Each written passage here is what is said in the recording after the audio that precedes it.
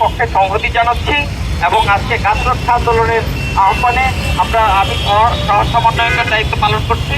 আজকে যেই উদ্ভূত পরিস্থিতি, আমরা যে রেড অ্যালার্ট জারির জন্য আহ্বান জানিয়েছি, আপনারা নিশ্চয়ই সহমত পোষণ করবেন।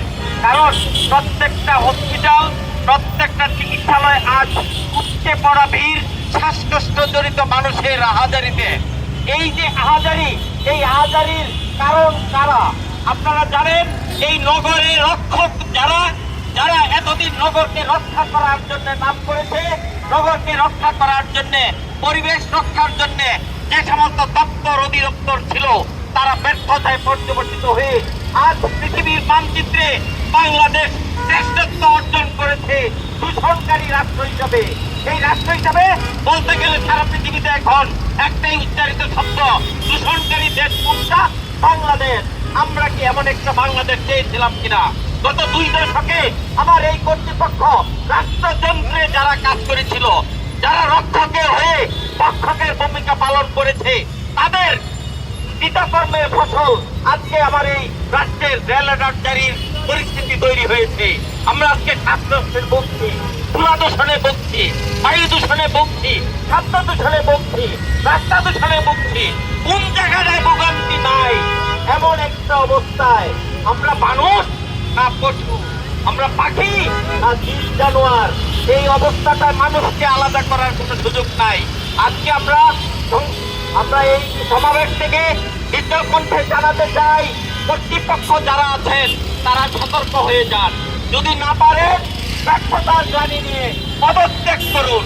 কিন্তু আমার এই দেশের মানুষকে কোনোভাবেই আপনারা বায়ু দূষণে, শব্দ দূষণে, যানজটে আক্রান্ত করে ক্ষতিগ্রস্ত করতে পারেন না। আমরা আজকে এই সমাবেশ থেকে সতর্কবাণী জারি করতে চাই। যারা সরকারে আছেন, যারা কর্তৃপক্ষ আছেন, তারা তাদের দায়িত্ব পালন করুন। কেন খারাপ গাড়িগুলো এখনো রাস্তায় চলছে? কেন খারাপ গাড়ির জন্য আপনি 1 বছর সময় দেন? আজকে যে খারাপ গাড়ি, এটা তো আজকেই বন্ধ করা উচিত। আপনার কর্তৃপক্ষ, আপনার দপ্তর গুলা কি অকাজু হয়ে বসে গেছে যে 1 বছর পরে তারা কাজ শুরু করবে? 1 বছর পরে আপনি ধুলা দূষণ নিয়ন্ত্রণ করবেন, 1 বছর পরে শব্দ দূষণ নিয়ন্ত্রণ করবেন। কিন্তু আজকে থেকে কেন শুরু করতে পারেন না? আপনি কেন মাসের পর মাস সময় দেবেন? আজকে থেকেই সংশ্লিষ্ট দপ্তর তার দায়িত্ব পালন করবে। আমি মনে করি এই সংশ্লিষ্ট দপ্তর রাস্তায় যারা ডিউটি করেন, তাদের জীবনটাও তো হুমকির মুখে।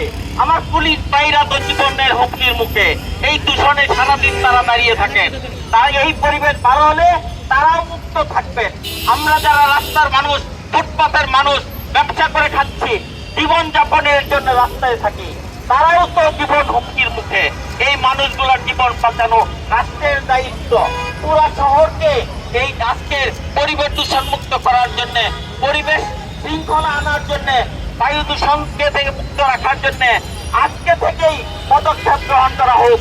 রেড অ্যালার্ট জারি করে এই সরকারকে, এই শহরকে পরিবেশ মুক্ত, পরিবেশ দূষণ মুক্ত রাখার জন্য প্রত্যয় ঘোষণা আসুক। আমরা চাই সবাই জীবন নিয়ে বাঁচুক, রাষ্ট্র নাগরিকের হোক, রাষ্ট্রের নাগরিক না, রাষ্ট্র হোক নাগরিকের প্রয়োজনে, নাগরিকের সেবায়। আমরা সেই সেবাটা পুঙ্খানুপুঙ্খ পাইতে চাই। সবাইকে ধন্যবাদ।